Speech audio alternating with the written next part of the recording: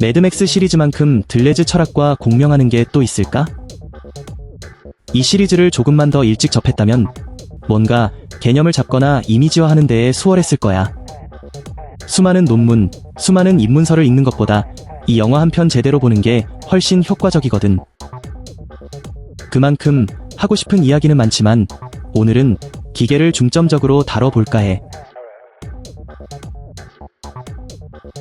1000개의 고언은 확실히, 그리고 망설임 없이 최고의 저서 중 한 권으로 꼽는 책이야. 물론 내 기준에서 말이지. 하지만 이 저서를 이해하기 위해서는 안티-오이디푸스에 대한 선행학습이 필수적이야.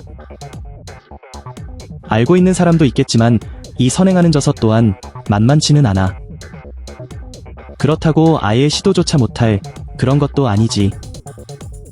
몇 개 개념만 익히면 나머지는 술술 풀리거든.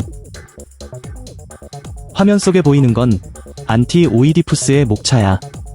그리고 오늘은 도입부, 그 중에서도 가장 핵심적인 것들만 알아볼 거야. 기관 없는 몸, 욕망기계, 편집증기계, 기적기계, 그리고 독신기계까지.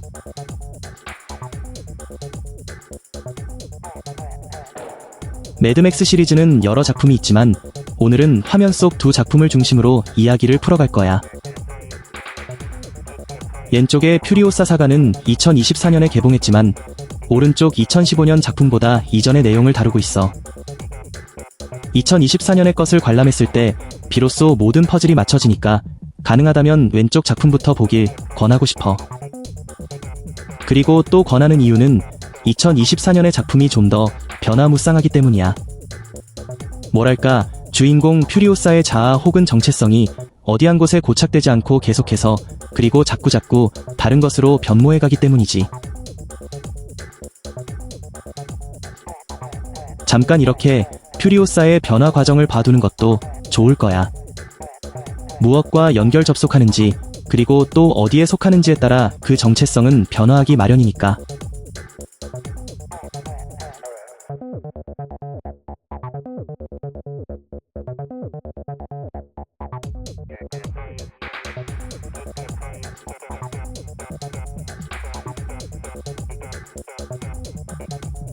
매드맥스 속 세계는 자원 공급의 차질과 그로 인한 핵전쟁으로 황폐화되었지. 들레즈식으로 말하자면 유기체 상태에서 기관 없는 신체로 회귀한 거야.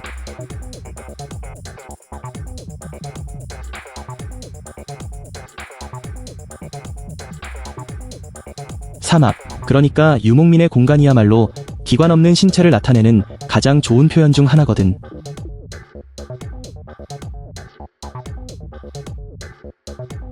사막도 사막이지만 은유가 아닌 있는 그대로의 알, 그러니까 아직 분화되지 않은 수정란 상태도 기관 없는 신체에 대한 좋은 예야. 수정란이 어떻게 유기체로 분화해 가는지는 모두들 잘 알고 있을 거야. 다시 한번 말하지만 이렇게 세포 분화를 통해 유기체로 거듭나는 거지.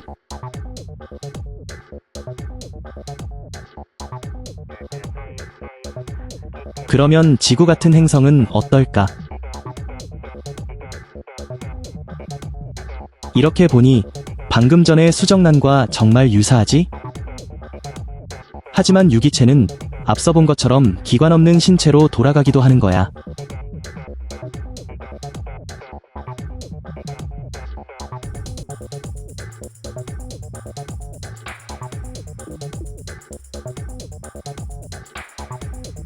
원시지구와 수정란 상태, 이렇게 보니 정말 닮았지?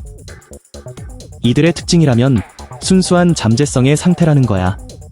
무엇이든 될 수 있고 또 무엇이 될지 아직 모르는 그런 잠재성의 상태 말야. 그 때문에 들레즈가 이를 긍정한 거겠지.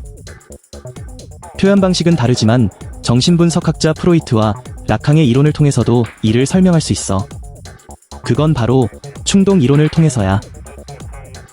에로스로도 불리는 생명 충동과 타나토스로도 불리는 죽음 충동을 통해서지. 좌측 상단, 충동하고 괄호 속 본능을 적은 건 학자마다 의견이 분분해서야. 보통은 같다고 보는데 한편으로는 또 한없이 구별 가능한 것 같아.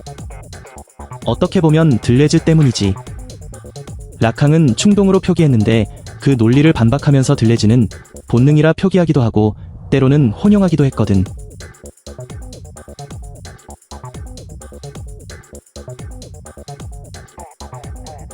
아무튼 프로이트는 생명 충동을 일컬어 유기체 상태를 보전하려는 것으로 정의했어. 비유하자면 묻고 조여서 긴장된 상태로 만드는 운동인데 앞서 한번 봤듯이 유기체로 분화할 땐 긴장을 동반할 수밖에 없지. 반면에 죽음 충동은 무기적인 것으로 회귀하려는 그런 충동이야. 너무나 압박이 심할 땐 모든 걸 놓아버리고 싶을 때가 있기 마련이지. 대부분의 경우 의식조차 잘 못하겠지만 죽음 충동은 바로 그런 것들과 관련 있는 거야.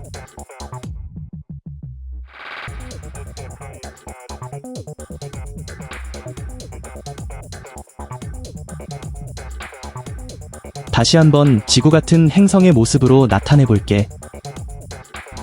원시지구부터 현재의 지구까지를 표현해봤어.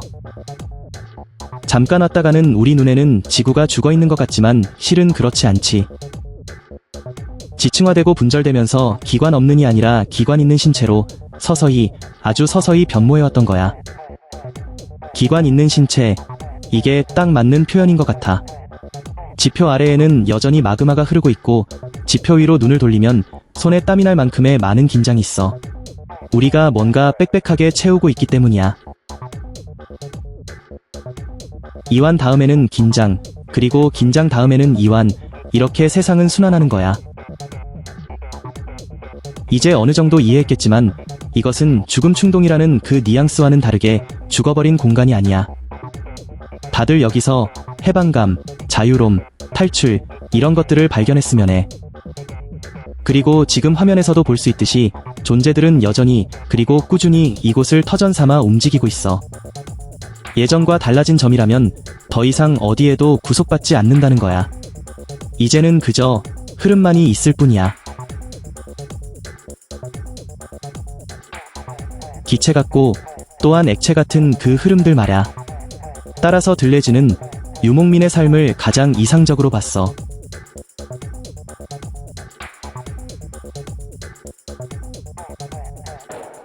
영화 속 주요 무대는 시타델이라는 작은 도시고 기관 없는 몸으로 돌아가다 만 건지 아니면 이제 막 분화한 건지는 알 수 없지만 약간의 유기체, 그러니까 약간의 초목이 자라나 있어. 어떠한 권력 세력도 없었을 땐 아마 이런 모습이지 않았을까? 시원하게 쏟아지는 물줄기, 즉 흐름이 있고 거기에 달라붙은 존재들, 다시 말해 욕망기계만이 있는 세계.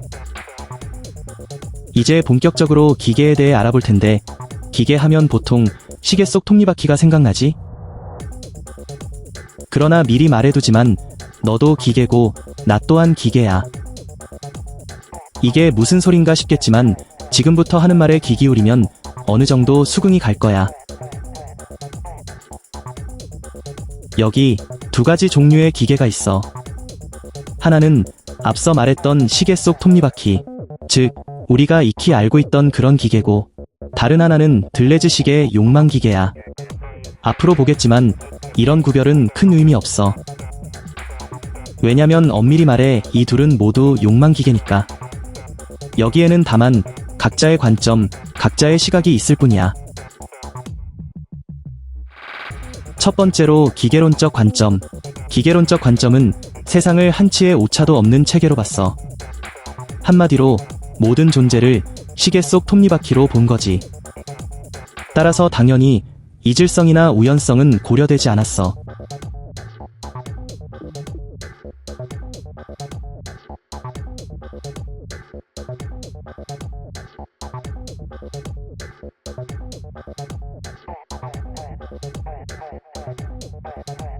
다음으로는 기계적인 관점. 기계적인 관점은 생물과 무생물 모두 기계로 보는 관점이야. 앞선 것과 다른 점은 이질적인 것들이 섞여 있어 언제든 변화 가능하다는 거야. 그 때문에 저 하얀 기계들은 마치 살아 숨쉬는 것처럼 보이는 거야.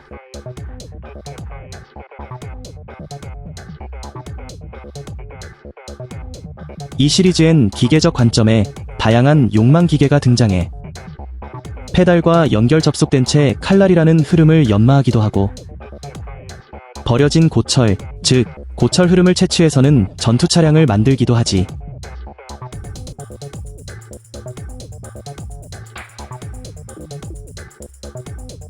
채취하고 절단하는 것, 그게 바로 기계들이 하는 일이야. 그리고 기계는 두 가지 속성을 지니고 있는데 그중 하나는 원천 기계의 속성이야. 물줄기를 뿜어내는 시타델의 폭포, 그리고 젖을 생산하는 젖가슴이 대표적인 예지. 말 그대로 흐름의 원천 역할을 하는 것들이야. 또 다른 속성은 기관기계의 속성이야. 원천기계가 방출한 흐름을 절단하고 채취하는 속성이지. 아이의 입은 젖가슴이 방출한 그 젖을 채취하잖아. 앞서 본 칼날 가는 노인이나 전투 차량에 달라붙은 일꾼들도 모두 기관기계의 속성을 드러냈던 거야.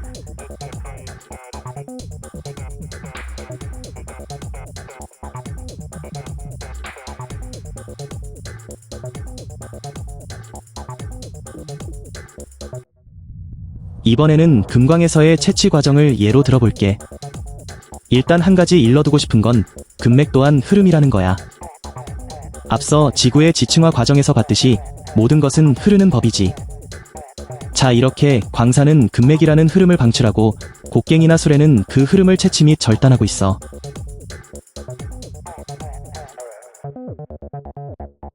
하지만 이 과정은 한 번으로 끝나는 그런 게 아니야. 이제는 이 도구들이 원천 기계가 되는 거지.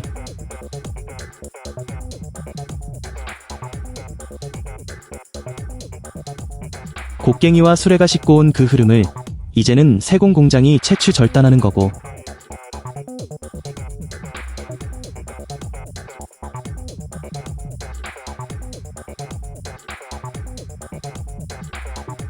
그런데 시타델은 이 흐름에 문제가 생긴 모양이야. 임모탄조와 그의 군대는 흐름을 멋대로 통제하지. 당연히 그것을 채취 절단하는 기관기계들도 동력을 잃어버린 거야.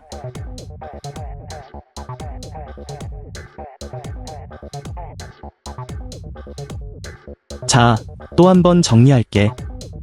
원천기계에 이어 기관기계, 그리고 이어서 원천기계. 송전탑이 전기 흐름을 방출하면 TV가 그것을 채취 절단해서 전자파로 재생산하고, 그것을 다시 시청자가 채취 절단해서 시청률 데이터로 재생산하고, 그것을 다시 처리장치가 채취 절단해서 컴퓨터 언어로 재생산하고, 그것을 다시 클라우드가 채취 절단해서 소비자 패턴 데이터 등으로 재생산하고, 끝내는 이렇게 기계 부품이 채취 절단하는 거지. 금맥을 채취 절단하는 과정 또한 이와 유사하지.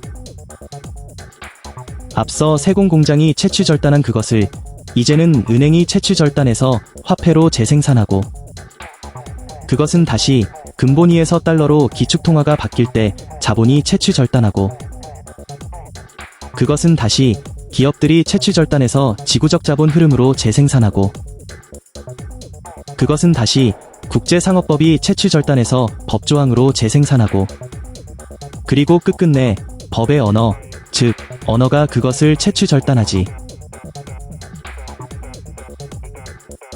자, 이제 좀 더 나아가 볼 거야. 앞서 이야기한 것처럼 원천기계와 기관기계는 욕망기계의 두 속성일 뿐이지. 쉽게 말해 기계 일반의 두 속성일 뿐이라는 거야.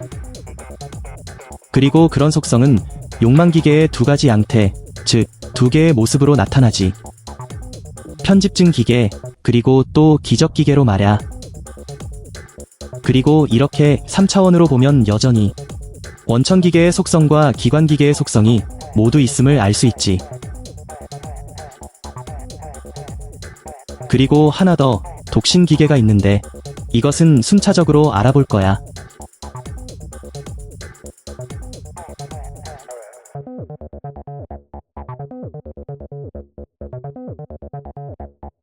흐름을 자기 뜻대로 통제하는 임모탄조. 그런 그는 욕망기계 중에서도 편집증 기계로 분류 가능해. 흐름을 억압하고 통제하는 게 모든 편집증 기계의 특징이야. 공동체 질서를 위한 것이기는 하나 사회적 규범이나 법도 편집증 기계라 할 수 있어. 심지어는 통과일에나 관습도 편집증 기계 그 자체라 할 수 있고, 이러나 저러나 질서를 유지한다는 명목이지만 누군가는 분명 속박당하거나 구속당할 수 있는 거잖아.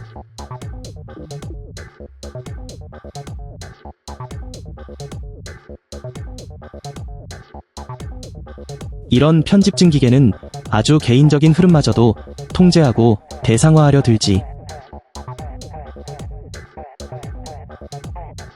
자원을 독점하는 것은 물론 이를 통해 권력까지 공고히 하는 거야.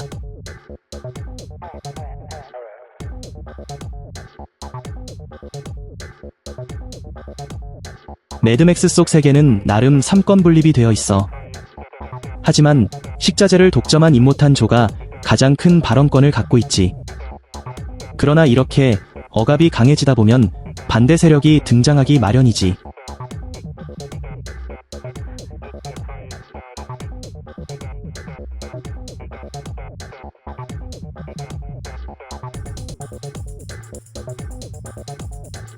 잠시 뒤 얘기하겠지만 퓨리오사와 맥스, 이들이 바로 편집증 기계에 대항하는 기적 기계들이야.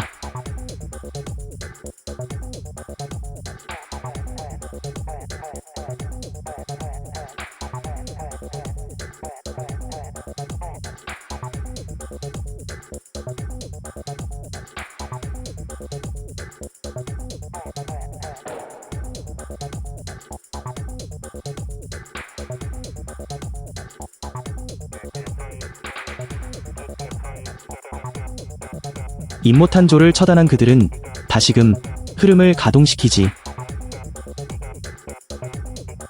이처럼 기적 기계는 체제를 무너뜨리고 억압된 흐름을 해방시키는 거야.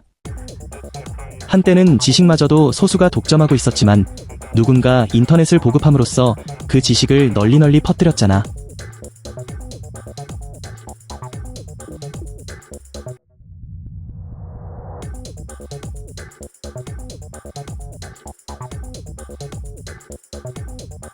편집증 기계와 기적 기계, 그리고 또 하나 독신 기계. 눈치챘겠지만 퓨리오사가 바로 독신 기계야. 기적 기계와 헷갈릴 수 있지만 독신 기계는 이를 넘어선 형태야.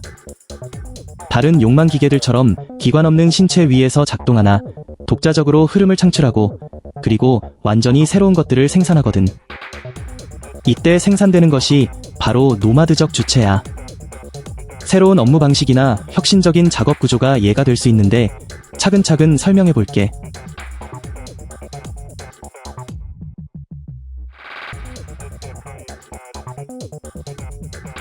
여기 최초의 자동차가 있어.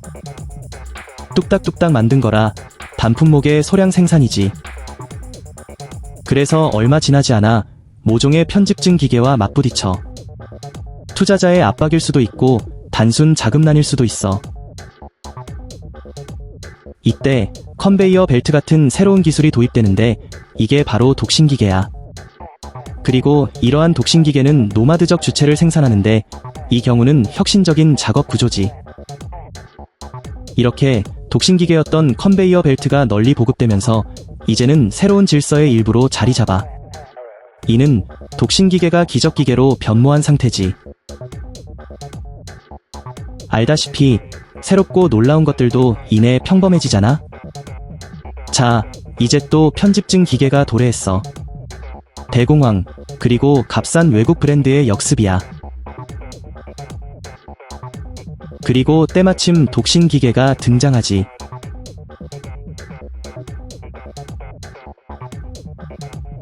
마찬가지로 혁신적인 작업 구조라는 노마드적 주체를 생산하고, 그러나 이내 평범해지는 혁신과 어김없이 도래하는 편집증 기계.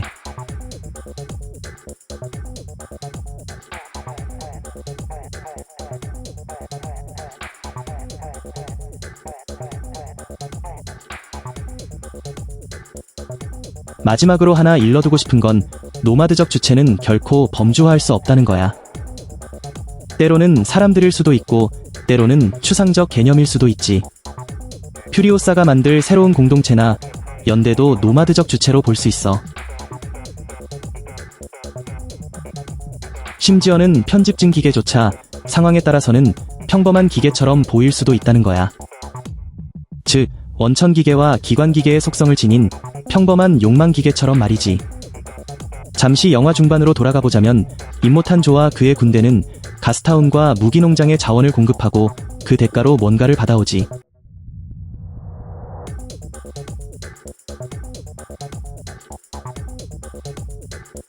이처럼 모든 건 맥락에 따라 달라지고 상황에 따라 달라지는 거야.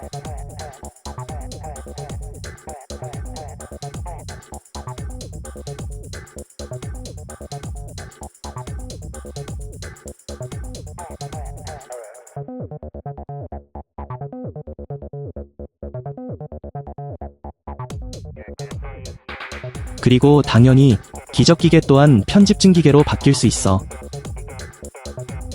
2024년작에는 디멘투스라는 인물이 나와.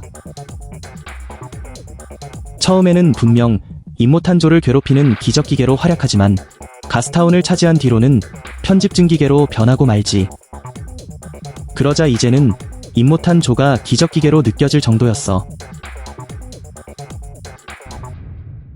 마찬가지로 이 모든 건 맥락에 따라 달라지고 상황에 따라 달라지는 거야. 모든 게 다 그런 거지.